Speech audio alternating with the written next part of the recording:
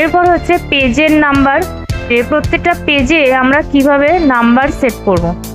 তো তার জন্য প্রথমে আমরা পেজে কার্সার রাখবো, ইনসার্ট ট্যাবের মধ্যে হেডার অ্যান্ড ফুটার গ্রুপে পেজ নাম্বারে ড্রপ ডাউন অ্যারোতে ক্লিক করব।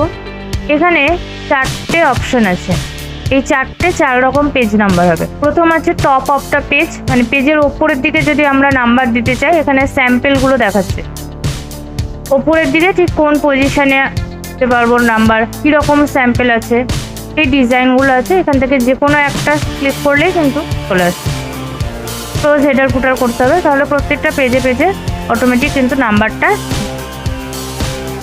পেজের নাম্বার যদি উঠিয়ে দিতে চাই তাহলে ইনসার্ট ট্যাব অপশানে যেতে হবে, পেজ নাম্বারে এখান থেকে রিমুভ পেজ নাম্বার, তাহলে কিন্তু পেজটা রিমুভ হয়ে যাবে। বটম, এটা হচ্ছে নিচের দিকে পেজের নাম্বার দিতে চাইলে রিমুভ। পেজের মার্জিন হিসাবে দিতে চাইলে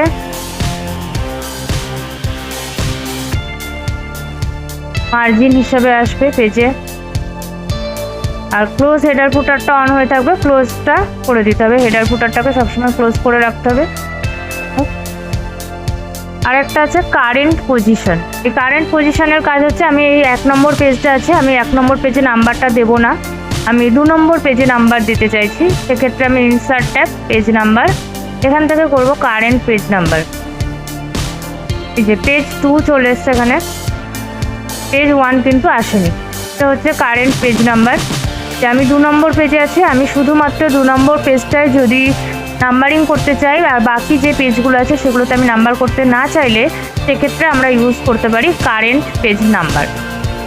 আর উঠিয়ে দিতে চাইলে একই পদ্ধতি, রিমুভ পেজ। হেডার আর ফুটার গ্রুপের এই 3টে কাজ ছিল, হেডার, ফুটার আর পেজ নাম্বার।